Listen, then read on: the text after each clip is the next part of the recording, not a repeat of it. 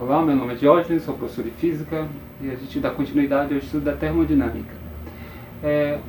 O estado de uma certa quantidade de um gás fica determinado quando se especifica sua temperatura, sua pressão e seu volume.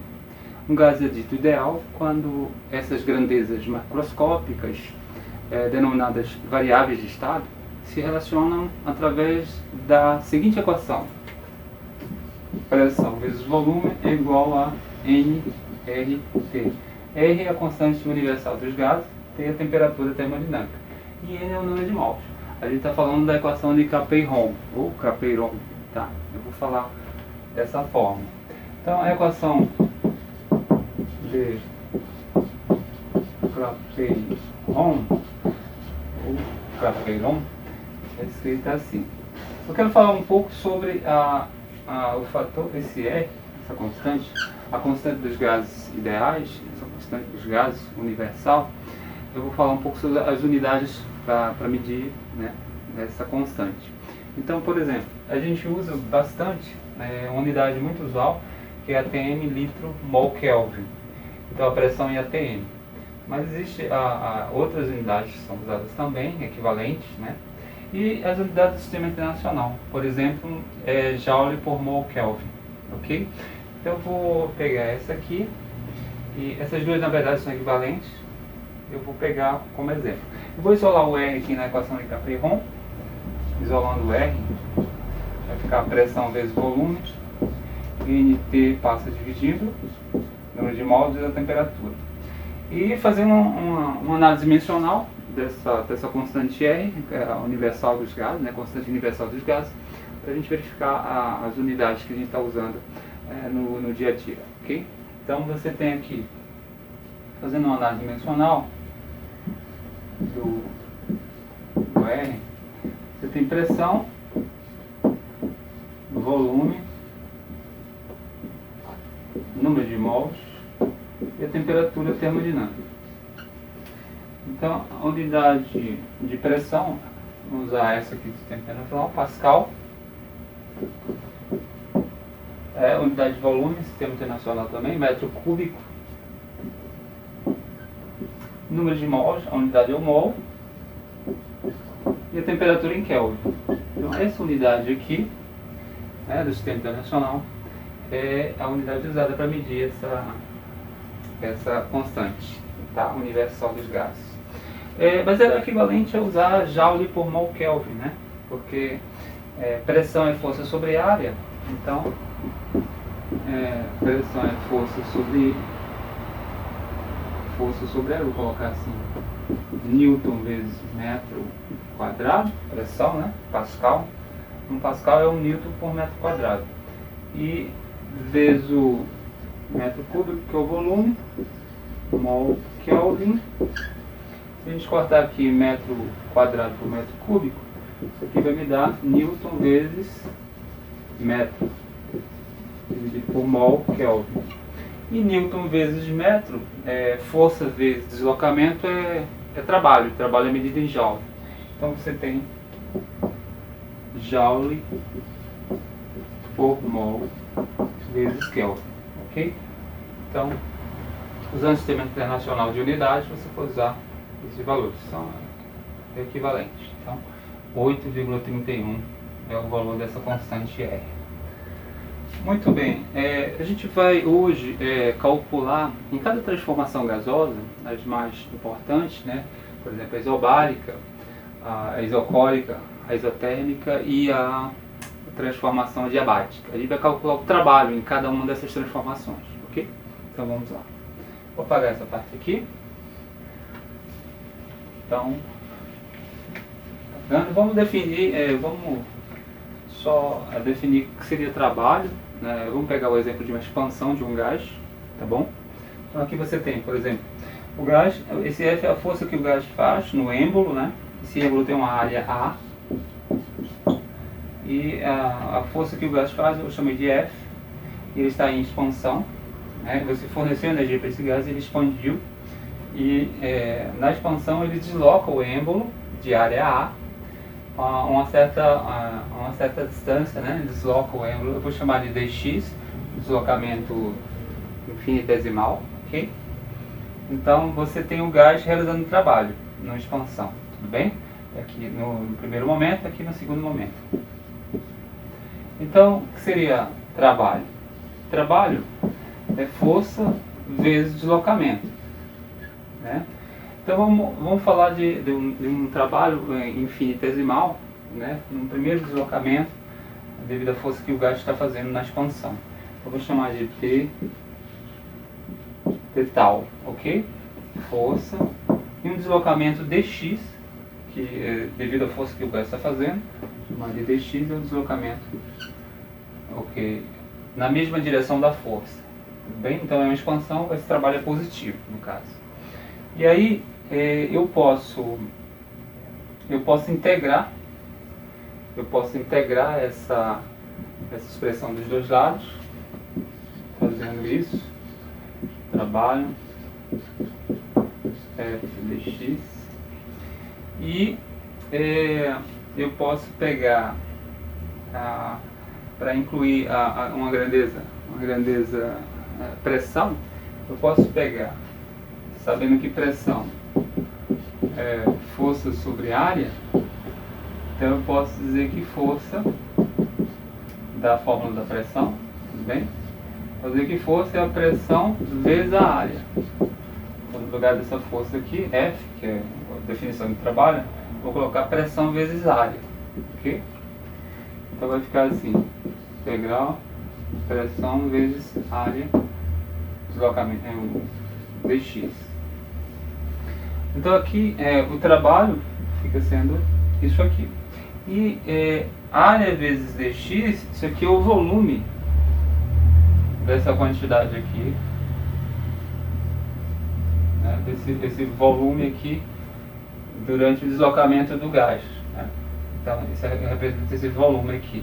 É a área, que isso aqui tem uma área A, e esse dx é o deslocamento na direção da força. Então, se eu multiplicar essas duas quantidades, eu tenho o volume dessa quantidade deslocada. Tudo bem? Então, eu posso escrever que o trabalho é a pressão vezes, isso aqui é dV, um volume infinitesimal. Tudo bem?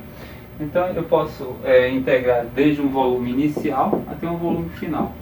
E aí, eu tenho a expressão PDV, integral de PDV, para o trabalho de um gás. Ok? Eu vou aplicar essa expressão em cada transformação conhecida na termodinâmica e calcular o trabalho em cada uma. Bem? Então vamos fazer isso. Então, por exemplo, aqui você tem uma transformação isobárica. A gente tinha comentado. Iso é igual, bárica é pressão. Então, mesma pressão constante. Aqui eu tenho uma expansão, por exemplo. E o trabalho representa essa área aqui. Tá? Mas eu posso usar a definição de integral e calcular esse trabalho, sem calcular diretamente a área. Então, eu vou pegar aqui o trabalho. O trabalho vai ser a integral da pressão constante. Isso aqui é uma transformação isobárica, pressão constante. Ok? O trabalho vezes dV, variando de um volume inicial até um volume final. Isso aqui é uma expansão. Esse aqui é um ΔV, né, variação do volume. Então, fazendo as contas, como a pressão é constante, sai da integral. A pressão é constante, sai da integral. Integral no volume inicial final, dV. Essa integral dV vai dar V de um volume final menos o volume inicial, ou seja, vou dar isso aqui, volume final menos limite superior menos limite inferior. Volume final menos o inicial, isso aqui é o ΔV, uma variação de volume. Portanto, o trabalho numa transformação isobárica é dado por pressão vezes a variação de volume, que é exatamente a área sobre a curva. Se você calcula isso aqui, a área dessa figura, geometricamente é igual ao trabalho realizado pelo gás. Aqui a pressão e aqui a base vai ser o ΔV, a variação do volume. Se você multiplicar a base vezes a altura, você tem exatamente essa área aqui. Então, aqui está fórmula do trabalho numa transformação isobárica, tudo bem? E aplicando lá agora numa transformação isocórica. Aqui é uma transformação isocórica. Isocórica é o que quando o volume não varia, né? Você tem aqui o gás está recebendo calor, aqui o calor é positivo, o gás está recebendo calor, a pressão está aumentando, né? Nessa transformação aqui isocórica. Aqui eu tenho volume constante, ou seja, a pressão está variando aqui, tem uma variação do volume, no entanto, eu tenho uma variação da pressão aqui, no entanto, o volume ele se permanece o mesmo, ele não varia. Então, o volume é constante. E a gente percebe no gráfico, como essa reta vertical, não existe área sobre a curva, ou seja, na transformação isocórica, o trabalho é nulo, não existe área sobre a curva para ser calculado. Então você tem aqui o trabalho igual a zero. Ou seja, não existe a variação do volume do gás. O ΔV é igual a zero. Se você coloca aqui na equação, como o ΔV é zero, o trabalho vai ser zero. Vai ser nulo também, ok? Então, transformação isocórica, trabalho nulo do gás. O volume não varia. Agora é importante essa transformação porque você pode, nem sempre o trabalho sendo nulo, você não terá uma variação de volume. Às vezes você tem um trabalho nulo e acontece sim a expansão do gás com a variação do volume. Tá? Então aqui é um caso importante na transformação isocórica, o volume não varia e o trabalho é nulo. Mas existe uma expansão, que a gente vai chamar de expansão livre, que acontece algo diferente. Olha aqui. Imagina que você tem um gás num recipiente que se comunica com outro recipiente através dessa válvula. Você tem uma válvula, você vai abrir essa válvula. Aqui você tem um gás. Aqui do outro lado não tem nada, você tem um vácuo, ok? E quando você abre essa válvula, esse gás vai expandir. Então aqui é uma expansão livre que a gente chama. Então o gás expande para o lado que só tem vácuo do outro lado, né?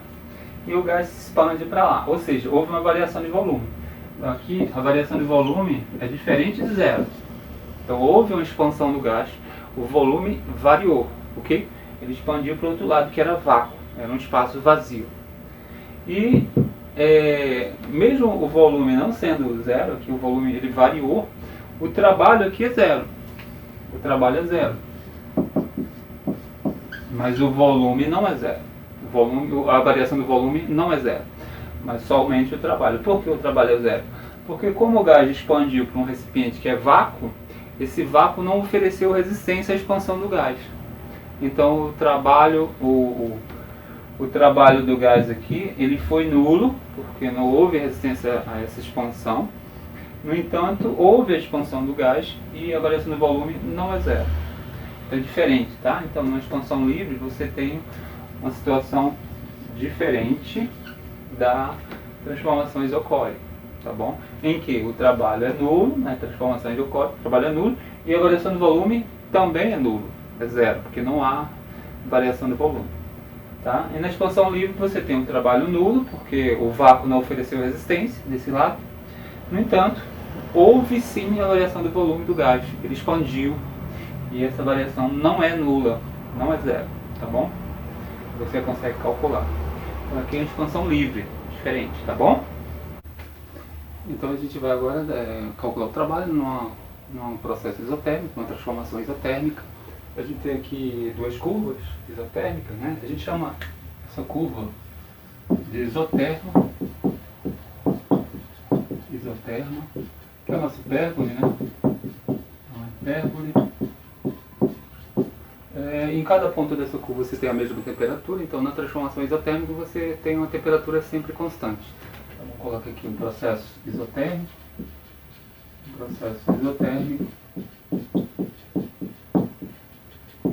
Você tem a temperatura constante.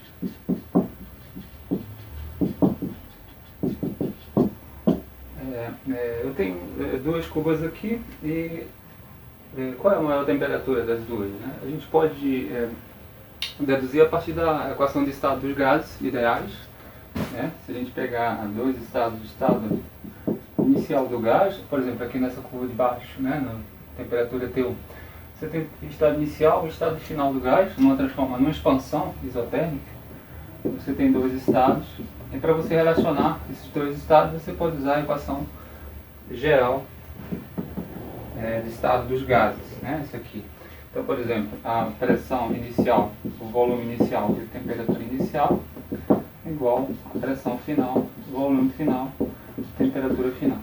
Como a temperatura nessa curva, em qualquer ponto dessa curva, a temperatura é constante, né, que é uma transformação isotérmica, você pode cortar a temperatura dos dois lados, a equação de estado, e vai ficar que a pressão inicial vezes o volume inicial é igual à pressão final vezes o volume final. Ou seja, você tem o produto pressão-volume constante. Pressão vezes volume é sempre constante nessa curva, né, que a gente chamou de lei de Boyle.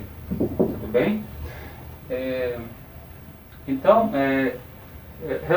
comparando essas duas curvas aqui, a curva de baixo, T1, temperatura 1, e a temperatura 2, o maior produto é o produto da curva de cima. Então, esse produto é maior nessa curva T2.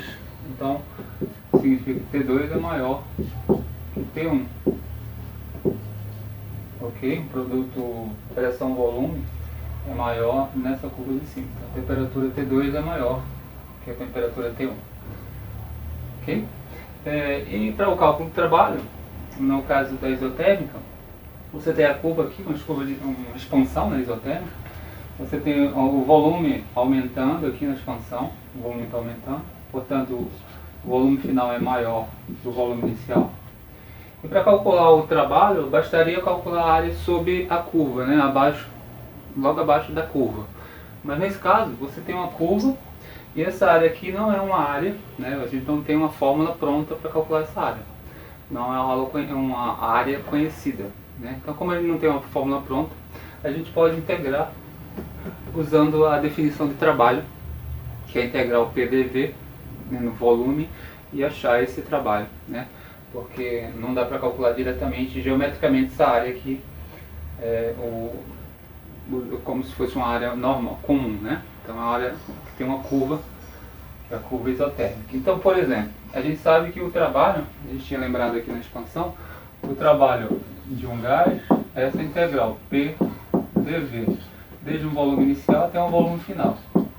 Portanto, eu vou aplicar isso aqui e a gente vai fazer essa conta. Então, por exemplo, aqui, o trabalho PDV, no volume inicial, no volume final, eu vou recorrer à equação de Clapeyron, a equação dos gases, e tirar essa pressão em função do volume e da temperatura, ok? A temperatura sendo constante. Então, por exemplo, só relembrando, a equação de Clapeyron, vou apagar em seguida, PV igual a nRT. Número de mols é constante universal dos gases, que é a temperatura. E eu posso, por exemplo, passar o volume dividindo, o volume varia nessa transformação isotérmica, né? O volume varia, a pressão também varia. Então eu vou passar o volume dividindo, então vai ficar nRT, tudo constante, né? Inclusive a temperatura é constante, que é isotérmica, né? E o volume passa dividindo, o volume varia. E aí, com isso aqui, eu posso substituir o P por essa expressão, em função do volume. É o inverso do volume, né? Então vai ficar assim o trabalho. O trabalho vai estar integral do volume inicial até um volume final. E no lugar do P eu coloco nRT constante sobre V dV. Ok? Deixa eu apagar aqui e continuar. Então eu tenho que integrar isso aqui e achar o trabalho no caso da transformação isotérmica, tá bom? Então vamos lá. O que é o constante? Eu tenho o número de mols, R, ou seja, na transformação o número de mols permanece constante, o R é a constante dos gases, e T a temperatura constante também nessa curva, tudo bem? Então o meu objetivo é calcular essa área aqui, por isso que eu estou integrando, ou seja, o trabalho. Então, seguindo aqui em cima, trabalho é igual. Coloca para fora o que? Constante da integral, nRT, temperatura. A integral do volume inicial até o volume final, de 1 sobre V dV, né? O volume embaixo aqui. Pois bem, essa integral de 1 sobre V dV é uma integral conhecida, né? Só relembrando, você tem integrais tipo 1 sobre x de x, sem limite de integração, por exemplo, isso aqui vai dar o logo natural de x, mais uma constante, ok? Essa integral é conhecida e é isso que vai acontecer. Então vai dar o log natural de v aqui nessa integral, tá bom? Vou apagar isso aqui. Muito bem. E prosseguindo, você tem o trabalho nRT, que vai dar o log natural de v desde o volume inicial até o volume final. Então, trabalho. Aqui eu estou calculando pela expansão, ok? Então, esse trabalho dele é positivo. Vai dar positivo, então vai ficar nRT. Log natural, limite superior, substituído aqui no V, o volume final, né? Então vai ficar assim. Log natural de V final menos o limite inferior, log natural V inicial. A diferença do logaritmo dá o logaritmo do quociente. Então você vai ter o trabalho nRT, o log do quociente do volume final menos o volume inicial do gás. Então aqui a gente tem o trabalho de uma transformação isotérmica, ok? Então, no caso da expansão, o trabalho positivo, a gente vai resumir isso aqui, uma expansão isotérmica. Você tem o volume final maior que o volume inicial, né? Uma expansão, o volume final é maior. E isso significa que esse quociente, o volume final pelo volume inicial, ele vai ser maior que 1. Vai ser maior que 1. Então o log natural desse quociente ele vai ser maior que 0, portanto o trabalho vai ser maior que 0. Numa compressão, processo de compressão do gás, você tem o oposto, né? O volume final, na compressão o volume final é menor que o volume inicial. Portanto, esse quociente, o volume final pelo volume inicial, ele é menor que 1. O volume final é menor que o volume inicial, então esse quociente vai estar menor que 1. Isso vai implicar que o log natural desse quociente, o volume final pelo volume inicial, vai dar menor que 0, portanto, o trabalho também vai ser menor que 0. Então, numa expansão o trabalho é positivo, numa compressão o trabalho é negativo. Tudo bem? Então está resumido.